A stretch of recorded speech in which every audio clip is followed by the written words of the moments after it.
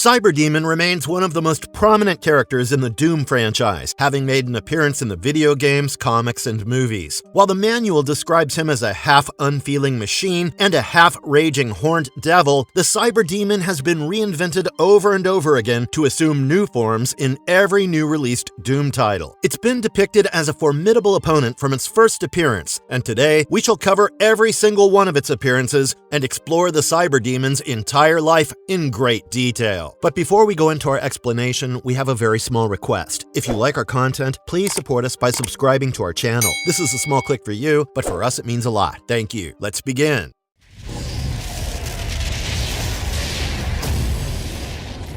Who is Cyberdemon? In the official Doom 2 manual, Cyberdemon is described as a missile-launching skyscraper with goat legs, establishing that it is one of the most powerful recurring enemies in the franchise. While it wasn't mentioned in the initial manual to keep an element of surprise, fans were soon acquainted with it as a devil-like entity with a rocket launcher for an arm. Moreover, it was not easy to evade it, and players were rest assured that their adventure would not end without facing him at one point or another.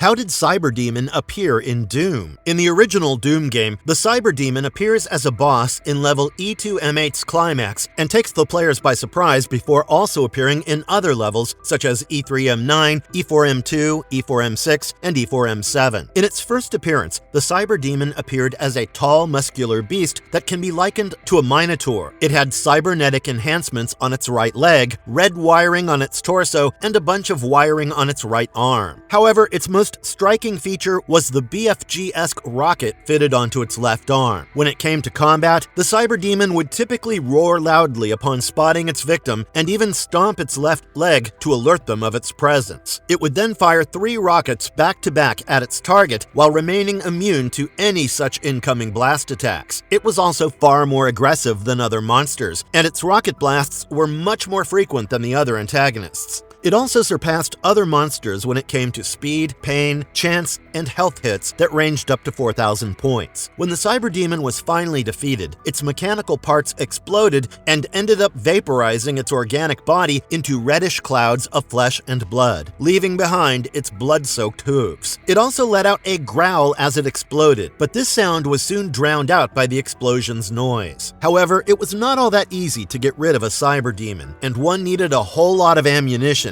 including at least 3 to 4 shots of the BFG 9000 or 100 or 200 shots from a plasma gun. Additionally, the rocket launcher could also kill a Cyberdemon, but again, this would be a tiresome fight, and one would have to fire at least 45 well-targeted shots to kill it. Some other ways of killing it were using about 400 bullets from a chain gun, or at least 371 chainsaw or non-berserk fist hits to get rid of it. Since the Cyberdemon had a low pain chance, it was quite difficult to defeat him, and one could not afford to let their guard down while fighting against it. The Cyberdemon often had a tendency to fire rockets relentlessly until it injured or killed a player, and it sometimes even enabled splash damage to decimate a player's surroundings. In some instances, players were lucky enough to nullify the Cyberdemon's pain chance by firing at it with the super shotgun. However, this was quite a risky move, and players were advised to do this only in areas where the Cyberdemon could not physically retaliate with the rocket launcher. In some instances, players could use the Cyberdemon's size against it by escaping through narrow passages or entrances far too small for the monster to pass through. When it came to face-to-face combat, the Cyberdemon easily surpassed all other demons, but entities like spider demons or demons like the Baron of Hell could form a team and hold their ground against it. Cyberdemon in Doom RPG and Doom 2 RPG. In Doom RPG, the Cyberdemon appeared as the last boss, or the Harbinger of Doom, from Wolfenstein RPG. It was crafted by Kronos by combining human technology and flesh, and just like the Harbinger, one of its arms and legs was missing. In the game, the Marine successfully shut down the portal to Hell, prevented those responsible for creating it from passing through, and further ensured that Cyberdemon received a proper welcome to the dimension. In Doom 2 RPG, the Cyberdemon had 2 bionic legs and a cannon arm, and it could easily be defeated with the help of the Soul Cube. These bionic legs were explained as a result of the game's animation system, which was not advanced enough and required symmetry in design. In this way, the leg sprites were mirrored horizontally, thereby resulting in 2 bionic legs instead of just 1. What role does Cyberdemon play in Bethesda Pinball? The Cyberdemon makes an appearance in Bethesda Pinball's Doom table, where it's the final boss. Moreover, it appeared in its wizard mode using Cyberdemon Takedown, an event that recreated the final showdown in Doom 3. This fight was split into 4 phases, but Cyberdemon had only one move, wherein it occasionally fired its arm cannon to cause major damage. In the first phase, the player engaged in one-on-one combat with the Cyberdemon until its health bar was drained, after which they proceeded to the second phase. Here, the Cyberdemon summoned an army of demons to protect itself, and this phase continued for quite some time as these demons kept replacing the dead ones. Finally, the third phase was characterized by several portals, and the fourth phase included 2 Hellstones that must be taken down by the players in order for this ordeal to come to an end.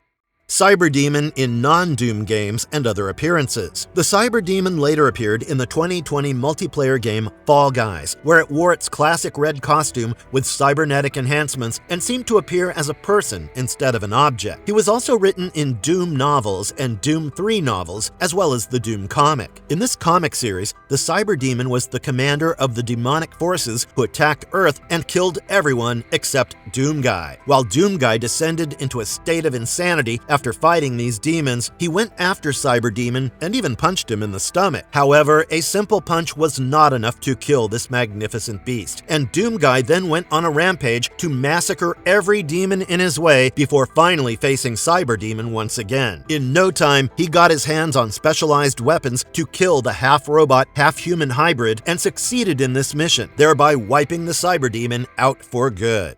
Doom 64, 1997, the forgotten classic. In Doom 64, the Cyberdemons were resurrected corpses of the same entities from Doom 1, who had been brought back to life by Mother Demon. While they were systematically recovered from the dead carnage and corrupted living tissue, these newly formed Cyberdemons were far stronger and more vicious than their past selves. While it had undergone several mutations in the past, this version had darker skin, a bovine-like head structure, and thicker wires running through its body parts. In this appearance, the Cyberdemon's back was prosthetically enhanced to a point where it had steel plates fitted to sustain the spinal cord. The Doom 64 variant of Cyberdemon was also known for leading its shots, making it a much faster and stronger opponent than the past ones. Its rockets emerged from the rocket launcher with a smoke trail, and it was a rare opponent who only appeared in secret levels. Upon its death, the Cyberdemon's body blew up in a series of explosions before evaporating in a haze of blood, and its skeletal frame vanished into thin air. Another variant of this monster appeared in the intro cutscene of Doom 64, where it endlessly blasts rockets at the camera. However, it was an exclusive cutscene variant only, and it was not possible to fight it in-game.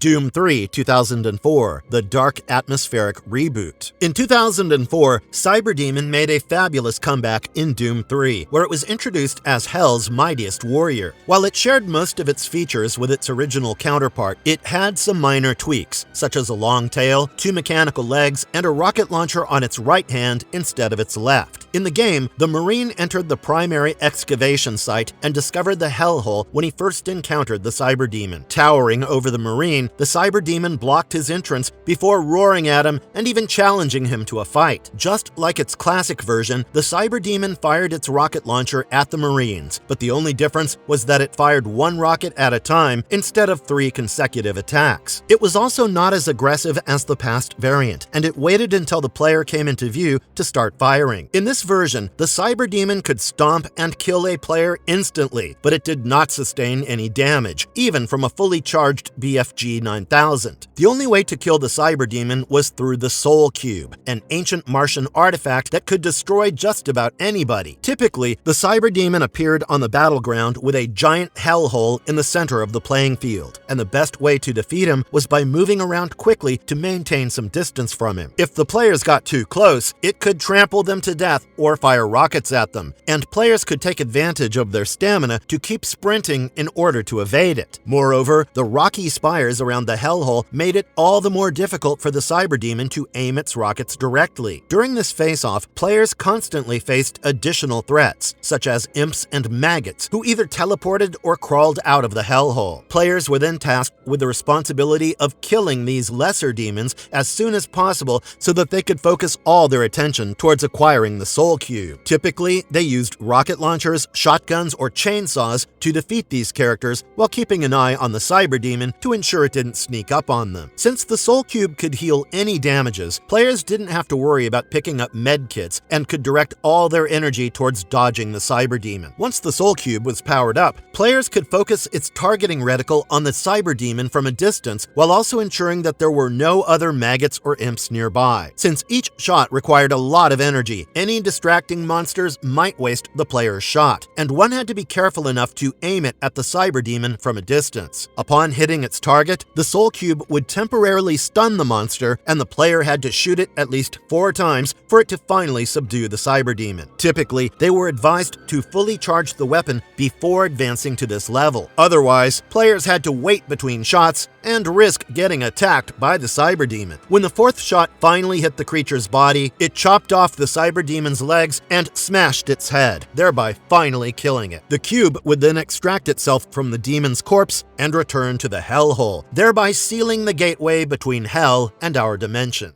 Doom 2016, the fast, furious, and brutal return. In 2016, the Cyberdemon made a striking return in Doom, where it was the main boss in Lazarus Labs level. In the game, the Cyberdemon's UAC report file, DHVZI-9L4, described it as the most crucial project of Argent Organic Research. It was the flagship invention of the Lazarus Project, created as a cross between an Argent accumulator and a ball jar demon discovered during one of the Project Lazarus manned expeditions. The Cyberdemon was capable of tolerating so much pain that it was stored in suspended animation so that it would not go around attacking others. As they conducted further experiments, they realized that the Cyberdemon could not be subdued and that it continually replenished its energy force from the accumulator. It only felt exhausted after the Argent implant was removed from its body, and the researchers decided to leave it in stasis while they found a way to control it. Another UAC report file labeled XCZOUYYZ looked into the Corax tablets discovered during the UAC automated survey of 2143 and came across an ancient fight in the Titan's realm. While this incident occurred during the Third Age, they sent an expedition to these planes to find the remains of a Shadow Lord resembling ancient Baljar demons. As the researchers brought it back to Lazarus Labs, they hoped to study it in detail, but they soon decided to meld its petrified tissue and subject it to plasmatic Argent energy to resurrect it. This idea of creating living tissues out of an ancient relic was far too tempting to resist, and they immediately jumped on the opportunity to meld these tissues with advanced technology and weapons. Also known as the Cyberdemon Reanimation Project, this entire experiment was documented in UAC report file RRNOR75J. For starters, the researchers controlled the levels of plasmatic Argent energy in its body to keep it alive in a comatose state while they fitted new cybernetic implants in its body. They also created a neural pathway that linked the Cyberdemon's brain with the Argent accumulator, ensuring that the monster could regulate the amount of Argent power delivered to its body parts. Unfortunately, they made quite a mistake by enabling this feature, as the Cyberdemon immediately used the active neural pathway to send a surge of Argent energy to its medulla oblongata in an attempt to regain motor function. In a matter of minutes, the Cyberdemon had snapped out of its brain-dead state, and follower Jacobson bravely sacrificed his own life to lure it back into a holding pen where it could be contained once again. In the 2016 Doom re-release, the Cyberdemon appeared as a gigantic demon about twice as large as the Baron of Hell. It had pale pink skin and natural armor that protected almost every inch of its body. In addition to this, it had 4 small beady eyes, a large gaping mouth, and 2 sharp horns, out of which the left one was broken into 2 pieces. It also had a large blade-like bone protruding from its right arm, which allowed it to fire flame wall attacks from its right wrist. On the other hand, its left arm had been replaced with a UAC-engineered rocket launcher. Its right foot had some cybernetic enhancements, and its chest was fitted with an Argent accumulator. Upon spotting a player, the Cyberdemon let out a loud, demonic roar before launching several small missiles that could charge up and take the form of one powerful laser. It also also used an aerial bombardment weapon to blow up an entire arena or simply ran towards the player while throwing walls of fire towards them. The only way to kill the Cyberdemon was by removing its Argent accumulator and luring it to hell. Here, the players had to decimate its entire body and weaken it beyond the point of recovery to ensure that it would not heal and return to the game dimension. Samuel Hayden briefed the players on the correct tactics to destroy the Cyberdemon, especially since the monster had a massive amount of health. Players had to carefully navigate the situation in order to have a fighting chance against it, and the Cyberdemon typically operated in 2 phases. Players had to be mentally prepared for a long fight, which started in Lazarus Labs, wherein the Cyberdemon targeted them in random patterns. At this point, the players can hope to weaken it and then use a glory kill to cut out the Cyberdemon's power core and use it to teleport to hell. At this point, the Cyberdemon regained all of its health after landing in hell, which made it far more aggressive than before. As players fought against its attacks in hell's corridor, they could commence a final glory hit to chop one of its horns off to weaken it and then keep shooting at it until they unlock the Shoot It Until It Dies achievement. Doom Eternal 2020 – Unleashing Hell in a New Era. Introduced as a high-level entry in Doom Eternal, the Tyrant was based on the Cyberdemon and was essentially a super-heavy regular enemy. While it was not as powerful as past iterations of the Cyberdemon, the Tyrant shared some resemblances with the original character. It was not as bulky or heavy-set, but it did have several cybernetic enhancements, especially in its pelvis and right leg. It did have some cybernetic fixes in its upper left leg, but the rest of the limb was organic in nature. Just like the 2016 Cyberdemon, the Tyrant's left arm was replaced with a rocket launcher weapon that was almost identical in design. It was also identified by its tan skin, long curving black horns, and beady golden eyes. This variant had a flat face with flush nostrils, sharp teeth, and 2 upward-facing tusks, and the Cyberdemon's classic split jaw was missing from this character's design. The Tyrant's abdomen was entirely exposed, giving us a glimpse into the wires and gory organs that made up its body. Just like the original Cyberdemon, the Tyrant also had a port that resembled the Argent accumulator on the left side of its chest, and it was suggested that its skeleton was made out of metal to protect it from incoming attacks. When it came to combat, the Tyrant typically moved slowly due to its huge body, but simultaneously, it was capable of unleashing high-damage attacks. It relied on its arm cannon to fire missiles, just like past iterations of the Cyberdemon, in addition to firing laser attacks and tracking beams that could temporarily disable its target.